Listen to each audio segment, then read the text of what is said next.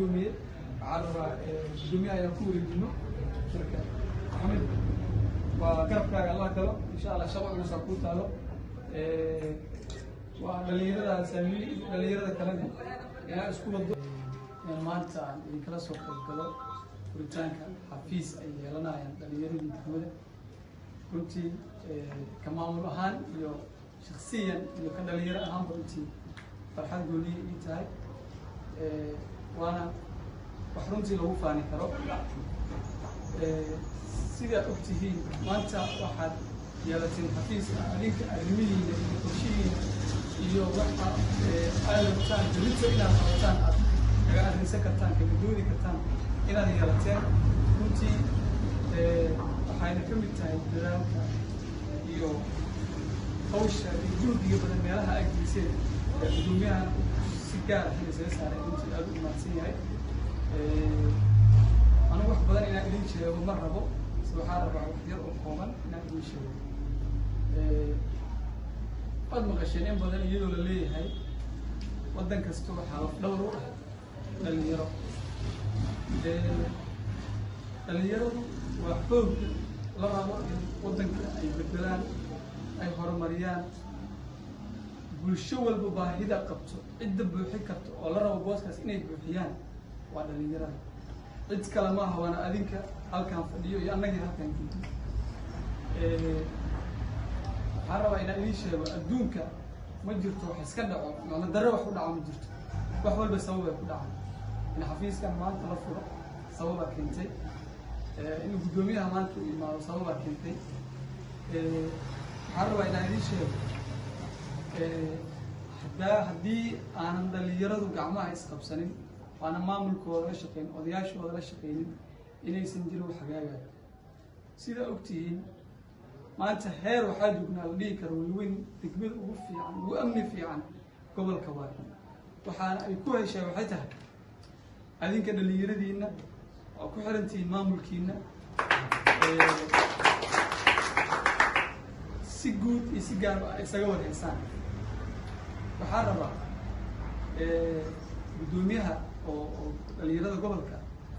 ما أنتوا يدل الجوع أنا جيوا يدل الجوعنا وحول باهي أقبتين وأدربتين أما أدريمي إن يدين كم مكينين بدونها وقفك أو شيء بالهيدين أنا جانا وحنا دتكي إذا كعابل لها حربا باهي والأيجتو إن بدونيها أنا لو ذاكتان أنا جانا لو ذاكتان كمان الآن حفيز كان ما تلفري وحي وكالنتنا نوجو أدنى كمان الآن وكتب قادني هنا وحربا بدونيها هنا اليوم مرر بدون دقمة أو إمادة جدو إمادة وحكي إن أذنك إسكو حناتا لذلك إن إيو شقري اللي يلبس هيرك أحمر يسكو فيه كنا هم عندنا سلوك سافرت الدنيا قاعدة ديره أو السيجارة الكوارث بس نوع من عليها وأنا جعلنا كلنا كانوا السجى إذن إمادة لكن دومي دقمة ومكانها سجن هؤلاء كلا سجن جدرت أو مش فوسيها مركا وحربا إلى أي شيء ما أنت حفيزها يا عتين حاولتي مرة بدل مرة عرفتين إن أكو شيطان اللي لله يعني حرمت ما ممكن ما أنت ما ممكن أكو شراء أما أريال أكو شراء اللي لله يعني وأقبض بدل أنت أجدها يعني واحد يدينك عرفتين إن كان شان أي واحد يوم بيمسك إذن هي وحربا وحافي عن وحول والله بالله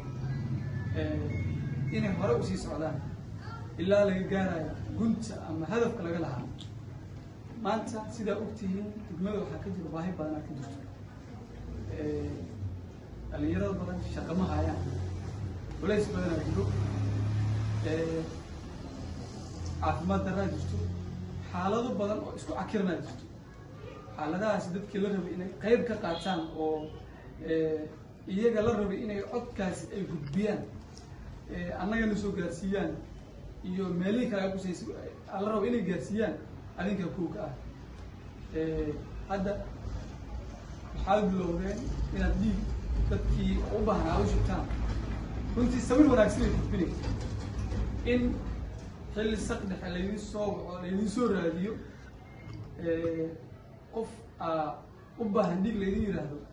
laydin soo raadiyo taas waxay idin tuseen inaa idinka shaqo fiican aa qabateen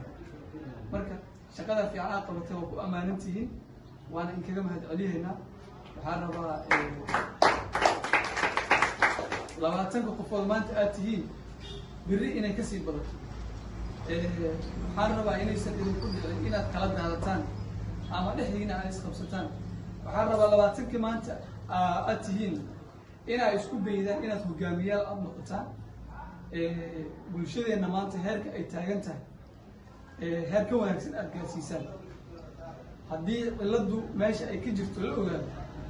halka waa la heli karaa laakiin ciladu meesha ay ka jirto haddii aan la ogaanin hal lama heli karo idinkaa ogaaday in bulshadan maanta ay dhiig u baahan tahay berri ka maalin in loo baahan karo hal abuurkaas idinkaa keenay siduu guddoomiyaha sheegay meelo badanna waa idinka hiisay anigu waxaan rabaa kelmadayda ka maamul ahaan iyo ka dhalinyaro ahaan aa idinku darsaa waxaan rabaa annagu walweyn reer walweyn haddaan nahay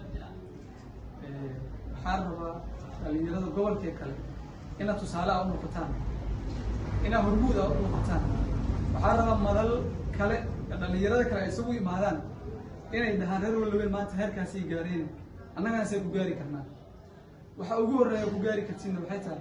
inaa adinka a iska dambaysan a isku xirnaataan annagana ka maamul ahaan garabkiinan taagannahay wixii aa u baahataan waa idinka saacidaynaa insha allah wixii kaloo naga badanna meelihii kale annaga a u doonan lahayn a usii gudbiyaynaa aad iyo aad u mahadsantihiin asalaamu calaykum waqti dheer kadib maxamed iyo waxay magacaabihiisaan u malaynayo waqti aad u dheer waa lagu soo dadaal inay xafiis yeeshaan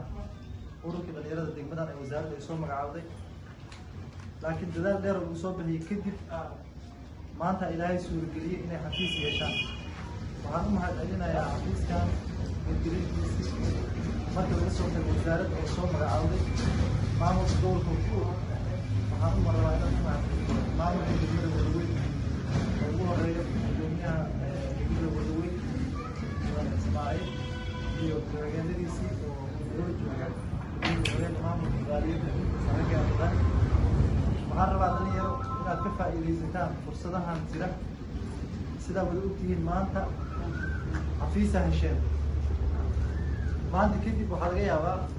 inaad ka fikirin meel aad ku shirtaan meel aad isugu imaataan inaadan ka fikirin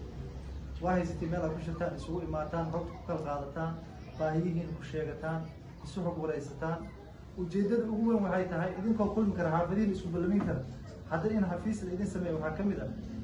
waxaa la arkay in laba dhinac dhalinyaro looga faa'iidaysanayo haddii la dayaco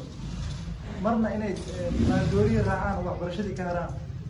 marna in argagixisada ay ka faa'iidaysato ay noqdaan dad maxaa la dhihi jiray nimankaas ka faa'iidaysto saas darteed wax biryooda idinku siiyey meeshaan la idinku furay inaad isku xog waraysataan xafiiskiin u noqdo aad ku kulantaan loogu talagalo waxay tahay in maamulkiinu ka faa'iidaysto waalidiintiina ka faa'iidaysto idinka aad naftiina ka faa'iidaysataan wargaraamyada imaanaya degmadan aad kaalin uga qaadataan aa ugu talagalay waan u mahadcelinayaa mar labaad iyo mar saddexaad wasaaradda dhalinyarada ciyaaraha koonfurta siday usoo magacaawday ay ugu og tahay awood ku siisay dhalinyarada degmada ugu ogyahay inay u doodaan dhalinyarada qeybaheeda kala duwan oo kale annagana waxaan diraynaa fariin kale oo ah in maanta laga bilaabo xafiiska dhalinyarada degmada Walaweyn si official u furan yahay waan idinka gaarsiinaynaa sidoo kale waxaan salaan idinkaga wadaa agaasimaha guud ee wasaaradda oo ilaa ay maanta na soo wacayay ka warhayn dhalinyaradan meesha ay wax marayaan boroseskiina meesha uu soo mar uu og yahay hambali iyo bogaadin uu idin soo diray insha allahu tacaala waxaan rajaynaynaa inaad ka faa'iidaysataan maanta kadib fursadahan la idin siiyey iyo meeshaan la idin furay wax kalena looma furin inaad idinka isku horwaraysataan oo isku diiwaan gelisaan hadda maanta qorshooyinka qaar waa sii bilownay dadka qaaraa la magacaabay oo xilal loo magacaabay laakiin warbadoodii dhawaanay soo baxayaan marka laga reebo saamiya iyo maxamed iyo qofka kaloo imaan doono oo bedelay guddoomiyihii degmada oo dhalinyarada faysal maahe ninkii bedel dhawaan imaan doono waxaa ku sii xigi doona 29 qofood ilaa 60 qofood oo dhalinyarada ka mid ah oo loo magacaabi doono maxaa la dhihi jiray guddiga adeega fulinta kale oo dhalinyarada ah mashaariic badan ka qayb qaadan doontiin awood badan ay yeelan doontiin laakiin waxay bilow u tahay sidii aad martabadaas ku gaari lahaydeen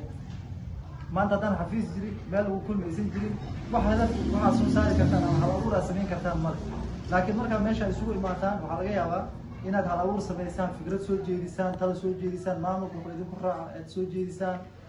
qayladhaan dirsataan idinka maamulka meel idinku soo hagaaga uu leeyahay meel idinku imaada uu leeyahay waxyaabo badana laga yaabaa inaad fankare maxaa la dhihi jiray aad falanqaysaan saas darteed waa idinku hambalyeynayaa ururka dhalinyarada degmada Walaweyn kusoo dhawaada xafiiskii sharaf ay ii tahay maanta inaan idin kala soo qayb galo furitaanka xafiiskiini waa idinku ognahay waa idinku bogaadinaynaa shaqada adag aad u haysaan bulshada reer Walaweyn maanta kadibna waxaa idinka rabaa garab istaagi ayaamahan aad wadeen oo saddexda maalin ugu dambeeyay aad wadeen maanta waxaa laga yaabaa tiim badan oo shaqeeyay dhiig barnaamijkiisa inay fadhiyaan kuwa wax qoray kuwa dad baaray iyo kuwa la baaray iyo kuwa dhiig inay shubaan diyaar u noqdo ilaa xalayna la soo jeeday dhici kartaa inay nala joogaan xalay waqti 3 saac iyo 4 saac ku dhawaad